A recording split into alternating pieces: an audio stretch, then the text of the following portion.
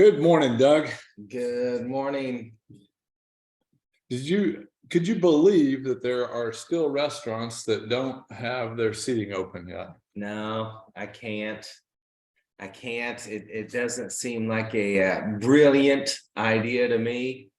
I say brilliant because there's one that guy used that expression, I think, brilliant or something like that. And that restaurant, although a favorite of mine, isn't taking seated customers. Well, Gimbal Financial is not taking some seated customers today.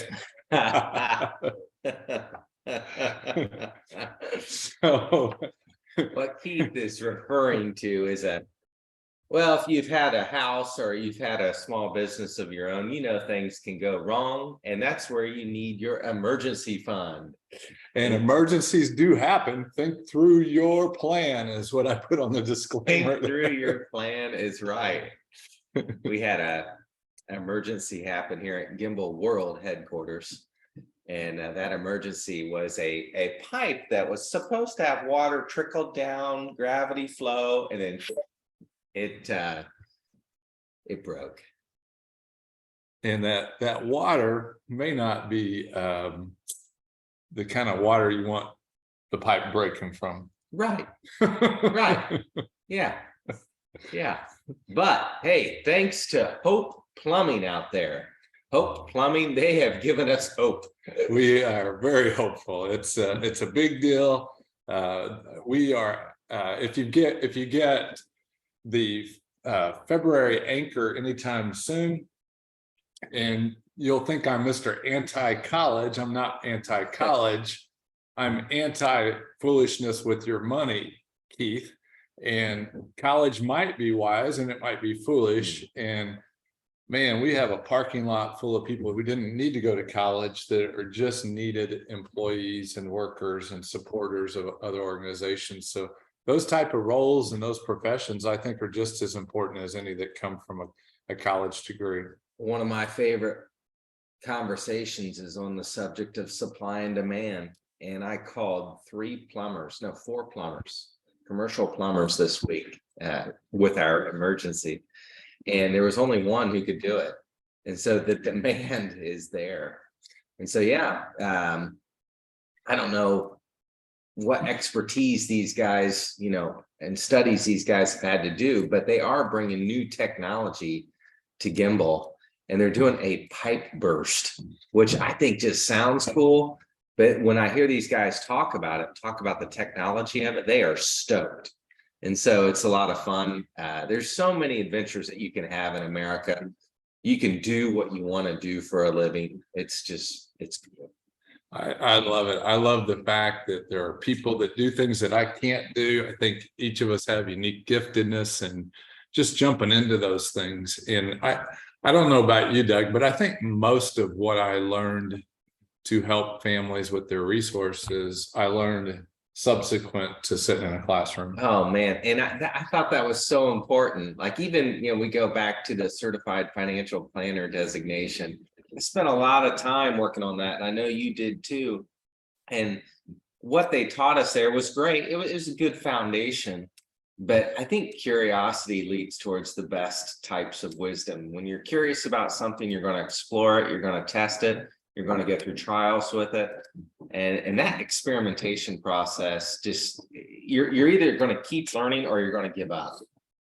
That is absolutely true. I mean, I had a fun phone call even this week, experimenting and learning from an expert in our industry, and just a lot of fun. It added to my curiosity, added to my thoughts of how to better serve you all. And it's just an ongoing thing. I think the longer that you are able to maintain an attitude of curiosity, the longer you'll find yourself really enjoying life. And that dude that you met with, one of the things that blows me away is he's willing to share what he's learned. And he's only willing to share what he's learned because he's not worried about protecting it. Yeah. He knows there's enough out there for people. And we were talking about that this week, that there are a lot of great financial people in our profession, and they're willing to share and they're willing to help. No one has a lock on it. And it's good to be around those who are willing to invest in others. Yeah, and one of the things I like, he's a St. Louis Cardinals fan, which you got to like that. And one of the points in our conversation we had was the irony of really fine-tuning your skills in learning how to invest better. Some of the most humble people I've ever met are some of the greatest investors I've ever met. And that comes from just having been beat up by the market so much that you realize that you do the very best you can. You make the decisions you need to make with the information you have at the moment you have it. And then you got to cut losses if you're wrong. Keith and I started keeping score of trades, and keeping score is a great way to have a record of data that shows you how well you're doing or how well you're not doing. And stock traders are humbled people because they know that every stock pick does not go up. One of the greatest stock pickers of our time is a guy named Mark Minervini. And I was just reading a quote that he said this week. He said, I made an important note in yesterday's session about being willing to buy the stock you already own. Sometimes it's just that simple. And I think what he would also say is sometimes the stock to buy might be the one you just sold. That's the hardest one. Yeah. I remember when we first started doing that. I mean, that was really difficult for me because I just want to move past the decision. Yeah. But it doesn't mean that it was a bad decision. It just is the wrong time. And that right time could come a few days later. Right. And you don't want to stay in something that is the wrong time and just grit and hold hope it gets better. better. Because it can get really bad really quickly. And if we would have hoped this plumbing got better, that would have been a really bad idea. The trend was our friend, and it told us to call for help. We didn't cut our loss right away, but we got it. I think within a week we cut our loss off. No, it's within a day. I thought we were starting. No, it's within a day. Okay. we got things in motion. That's what caused the problem, but that's a whole separate idea. So, but I brought up Mark Minervini. You all, if you've never heard of him, you can Google him and read a little bit about Mark. And he's just a kind man. And I was sitting in some training with him last week or the week before, and he said his batting average, how many times he was right last year, was right around 30%. That's amazing. That's really good. Yeah, and to think that you're right 30% of the time can create some humility. You know, the education system is really hard on people's souls and their psyche, I think, because you're trained that you have to be right 90% of the time if you want to get an A, and 80% if you want to get a B, and you're just average if you get 70%. And so I've noticed a lot of people that have kind of lost self-confidence over the years because of things that happened through those formative years in education. And really the goal of education isn't a grade, but to learn. Yeah. So I'm going to quit beating that horse, Doug. What have you got today, Doug? You know, as you approach the topic of you know, what is it, not wasting your money? Is that what you said? Yeah. Yeah. And so I was up at my alma mater yesterday, and I stopped in Taylor University, which is a fine place. It's a premium college. Okay. It's expensive. I happen to have a partial full ride there because my mom worked there. And so anyway, Taylor, great place. And here I am in Upland, Indiana, which is a cornfield, small town, flashing light town. Not even a stoplight, flashing light. And I stopped there to just bang out some emails, you know, get caught up on a few things. And I sat in the Loretta Boren Center. Loretta Boren. And Loretta, the reason why I stopped in there is she donated her art collection, or one of her art collections. And I love local art, like you know, just an Indiana artist, and it's just littered with beautiful paintings. And so there I am, banging out some emails, maybe to some of you, and sitting under beautiful art. And do you know what I had for dinner in Upland, Indiana, at the Loretta Boren Center? I was gonna guess Ivanhoe's, but probably not if you had it there. Caitlin won't allow me to eat that, my friend Caitlin. So I had sushi. Wow. And I had to have sushi because I saw it available. And I thought, only in America can you get sushi in Upland, Indiana. And I explained this process to my sons last night. I was so amazed by it that I could have sushi in Upland, Indiana. And how did it get there? It blows me away. And again, I'm go America. And to think that you can have choices like that, maybe it was a waste of money. It's $10, but it's really good. Well, if you don't know where Upland, Indiana is, pull out a map and see that you can't get there from here. Like for somebody to get the fish there, it took some effort. Yeah, someone had a desire. They said, "Hey, we should have sushi here." I mean, come on. So anyway, yeah, it was great. It was great to have all those right feels coming at you, thinking about supply and demand, and then thinking about just capitalism. Like Larita and her husband, they were industrialists, and they did very well, and they helped a lot of people over the years, and their generosity is still inspiring me just by their artwork, and so pretty wonderful. That is so cool. That is cool. Well, let me, I promised you all a slide last week that I didn't have, and I was going to just talk you through that. It was demographics a bit, and not only demographics, but some psychology behind it. I mentioned that, a lot of cultures, they've got the aging demographic, and this is comparing two of the largest populations on the planet, China and India.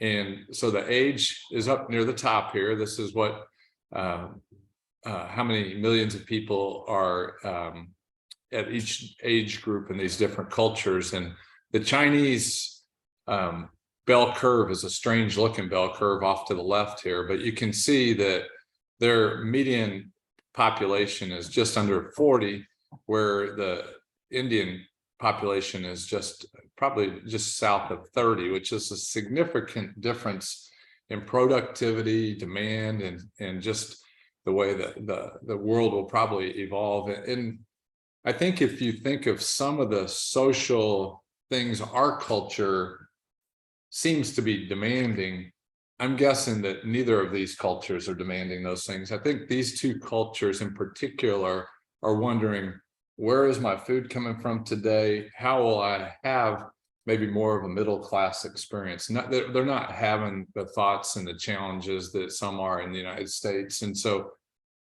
this demographic supply and demand picture here is probably, I didn't look at the total, it's probably close to 3 billion of the 8 billion population that is going to be driving, I think, the next 20 or 30 years of economic needs around the world. So just kind of an interesting picture. Yeah, and imagine the stories looking at the median ages. They know people who've really struggled in life, and they're inspired to do better than maybe their mom or dad or grandma or grandpa did. Absolutely. Now, Doug and I were spending some time together this week. We cruised down towards the Ivy League of the Midwest, according to former marketing. Is that the Midwest? That's what it is, Midwest. Okay. So Murray State, I don't know if they still call themselves the Ivy League of the Midwest. We were down that way this week, and we had about 10 hours of hang time on that trip there and back. And one of the questions, I didn't look up the answer to mine. I was driving. I said, the world population today is 8 billion people. What was it when you were born, Doug? Yeah, it's half of that. Isn't that crazy? Yeah, it is. Yeah. And it there's 5 tiny kids out there. Some people are creating a problem with this thing. So yeah, and yet you can see there are cultures like the Chinese population is not adding to it, but because they started with such a big base level, there will still be a lot of population coming from the Chinese. But as we look to the kind of the culture growing and expanding, it'll create different demand in a lot of different areas that maybe people haven't thought of today. So that's just a thought for y'all to keep in mind, that there's just more people out there than you can even think that there are.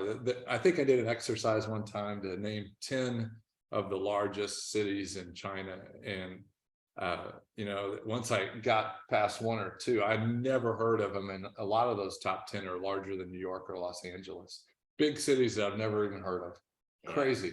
As these 24-year-olds are pursuing more of a middle income lifestyle in China or India or even here, whatever the pursuits are, something that's been on my mind. I don't really want to talk about the stock market, but something that's been on my mind lately. It's just the legacy effect of people. And Gimbal's the people business. I mean, we have investments. We care about your money. We care about what you're doing, but it's the people business, and your legacy is really important at the end of the day. Like, who do you love? Who loves you? And I wanted to share this real quick if I could. You guys, if you're listening to this right now, or if you're catching it on the Facebook machine, and thank you to all of you who do that. I got an email from a friend of mine in Arizona who was watching it, so thank you for that. I'd say don't be afraid to invite friends to join us either, because there are a lot of people wondering and concerned about what's going on in the markets and the economy, and we're happy to encourage them as well. A buddy of mine, Blake Brewer, good guy. You can Google him. You can Google this: Legacy Letter Challenge. Legacy Letter Challenge.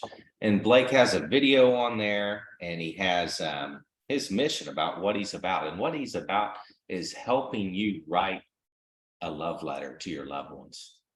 That's a good idea. Yeah, dads, for your kids.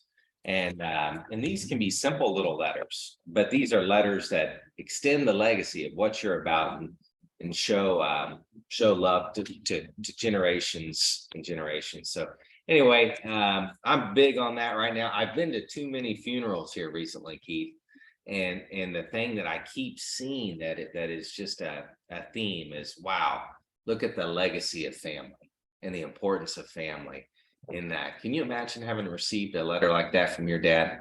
That'd be pretty cool. In our 2008 Financial Survivors Guide, that was one of the, and I was looking back here to see if we had a copy of it, but that was one of the things we encouraged you to do, was to write a letter like that. And so Blake will help people with that. Yeah, he'll charge you for it, but it's worth it. Yeah, capitalism. Yeah, and I think why I put that in the book, Doug, is what I have a passion of hanging out with men one-on-one and helping them be the best that they can be. And I just discovered a lot of men didn't feel like they got released to be their own man sometimes by their parents or their dad in particular. And a lot of times I think that was just unintentional. They just didn't think to kind of empower and cheer them on. And so that can go a long way. Part of the mission of Gimbal Financial is really to help you manage not only your financial capital, but your social and spiritual capital. And that those two things are part of what we're really desirous to help you do. Yeah, good word. Thanks for letting me slip that in. That's all good. Yeah. If you know somebody needs a Financial Survivors Guide, we probably have a couple of those, and we're happy to. I've got. Yeah, so we're happy to get those out. I'm looking for the market here. I'm going to get it here. And those are complimentary of Keith, by the way. He'll even write you a nice note on the front cover. I might. We'll see. It's a little humbling to write in a book. It's you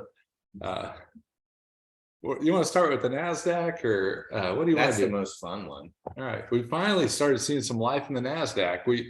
We have been telling you all that the 200-day moving average has been our enemy for a while. Not necessarily enemy. I'm going to try to. It's just been tough to crack. I mean, I'm going the wrong way. I'm trying to.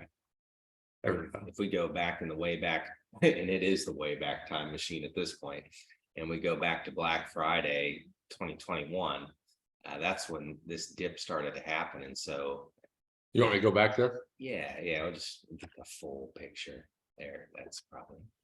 Let me shrink this down here. So I gotta go back a little further. There we go. Yeah, so the NASDAQ peaked. Oh, I'm not sure. Yeah, I'm sure. Okay. the NASDAQ peaked. Let me make sure what I'm sharing here. I lost track. Sorry about that, friends. Here we go. So the NASDAQ peaked at 16,212 on November 22nd. And that's when our friend Mark Minervini said, we better be careful. That I can exact remember day. sitting in here with you and you say, it looks like the NASDAQ's turning over. Yeah. Yeah. So that was a long ride down. We couldn't get over the 200-day moving average. Again, I'll show you that are first-time viewers here what that is. That's this black line right here. It is just a line that averages all this activity. This activity down here, the red and blue lines are simply daily ranges of the NASDAQ indexes range for a certain day. And so last week when we were with you, we were just talking about how we were having a hard time getting over the 200-day moving average, and the Fed announced a 0.25% interest rate hike and got it over it. And so it looks pretty positive, I think, for being able to start maybe putting our toe back in the water there. What do you think, Doug? Yeah, I think so too. I mean, anytime you can get a power close above a major moving average, that's wonderful. And I say power just because there's a little gap in there, and you want to show where the gap is. That means that it closed at one place and then opened up at another. And when it opened up higher. We like to see that. Never traded in that little gap area. That's important to realize. I'm going to show a stock, and the stock was not a recommendation. It's just an example of a recent gap. Maybe, well, I'm going to show this one. This is a local company, and this look, well, I took off the line pin here. This activity right here was a gap, and it did it on really high volume. It's gapping down. And so what that does for us, it sends off alerts that we need to pay close attention because yeah, there's somebody that was selling more shares than had been done in more than a year of that stock. And so you can see the same thing on indices and markets, and they can go good or bad. Like on that one we just showed, let me go back there. The activity is trying to fill the gap is the term that we say. If there's enough buyers in there that come back in and push it through that gap, it just suggests to you that this probably is going to be okay in the near term. But when you see the opposite happening, like we saw this week on the NASDAQ, it just says, you know what, you can probably start getting your toes in there. Yeah, I think it looks good. S&P 500 looks pretty good. I mean, all these indexes that we talk about on a weekly basis have been very encouraging in the last few days. And that would explain why we've started getting back in the market in the last 30 days. We've started getting more of your money at work, and we'll probably continue to do that, I would imagine. If you see in your account an investment that you just don't know what it is, it's probably some type of fund. If you have a 401k, like a mutual fund, or could be a exchange traded fund, and it's a basket of stocks, just like this index. It's just a whole bunch of stocks. And some of those stocks have a lot of liquidity, a lot of volume being bought and sold, and then others don't. But the basket of stocks allows you to get back into the market at a quicker pace. Yeah, that's true. Well, anything else? Look at the 600 real quick. Yep. So that quickly we can do it. Boom. Look at that. So this is smaller stuff. And we highlighted it last week. I believe it's last week, maybe 2 weeks ago. And as you guys can see, it's just really been rocking it. And normally when I see that type of vertical launch, it's like, okay, a pause button.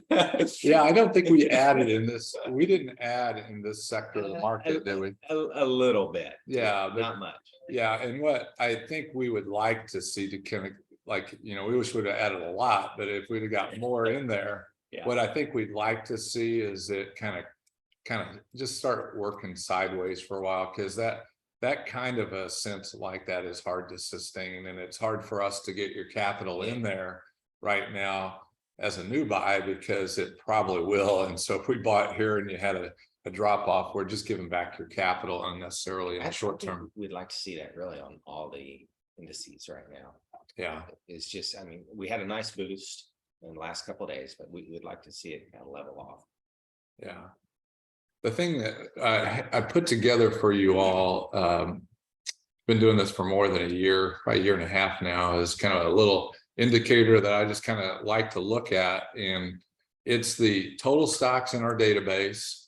It's the number of those total that are trading below their 250 and 21-day moving averages. And when more than half of them were below those averages, I highlighted them in yellow. And then when we had an all-time high number of those, I put them in orange. And so what we've seen the last 3 or 4 weeks is that these things are starting to kind of flatten out and get above those indices, which just normally what we'd like to tell you is the air is just better above those indices. And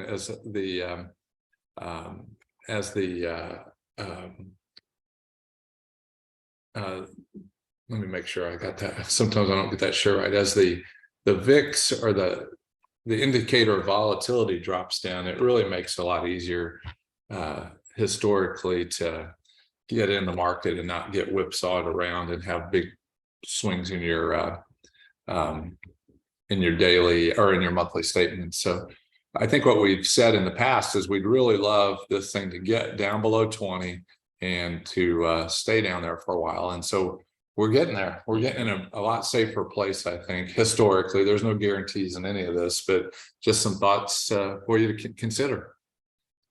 What else you got, Doug? Well, I just want to encourage you all out there, if you're working or doing creative things, to keep up the good work. My son, he's really into sports, and he does sports broadcasting for the local high school. And he just texted me. He said, I don't know if this is true or not, but he says that Jim Irsay is hosting open interviews for the Colts head coach position today, 2 to 6. No, and so yeah, if you're looking for a job change or looking to take what you're passionate about to a new level, that could be a great opportunity for you. But no, in all seriousness, I just want to encourage you guys as you are working and expressing your creativity. I just want to encourage you to keep doing that, keep taking risk, stay curious with it. Well, I saw this video and I want to share this with you all. It's the introduction of the Apple Macintosh in 1984. And if you've not read the book 1984, it's worthy of a read. And it's this is a play on this, and it'll take us a minute here. And I think I connected it right so you can hear it as I play it. If not, you can look it up by this title up here. But I think there's some irony in this commercial, so I want to give it a quick play. Today we celebrate the first glorious anniversary of the information purification directives. We have created, for the first time in all history, a garden of pure ideology, where each worker may bloom, secure from the pests of a contradictory thoughts. Unification of the rules is more powerful a weapon than any fleet or army on earth. We are one people, with one will, one resolve, one cause. Our enemies shall talk themselves to death, and we will bury them with their own confusion. We shall prevail. On January 24th, Apple Computer will introduce Macintosh. And you'll see why 1984 won't be like 1984. How do I turn this thing off? Here we go. So Apple announced earnings yesterday, and before we close, I thought I would just give you one piece of information I found about the economy that was really interesting, and it had to do with the Mac, or not the Macintosh, but Apple. It said economic uncertainty, supply issues, and the lack of must-have features resulted in a sharp slowdown in the mobile phone industry to close out 2022. During the fourth quarter of 2022, global shipments of smartphones dropped 18.3%, for the largest quarterly decline on record. And for the entire year, total shipments dropped 11.3%, the largest annual decline since 2013. So that's Apple it's been a wonderful company, but things change, How right? many blockbusters can a company have? Right. Yeah, And maybe they'll have another one. I don't Maybe know. they'll have another one. Yeah. But when I hope they do. when the demand for your major product drops off in such a dramatic way, it suggests there could be some challenges. But anyway, we just want to have fun with you guys today. It was great to see you. And next week, we'll look forward to hanging out again. Bye-bye.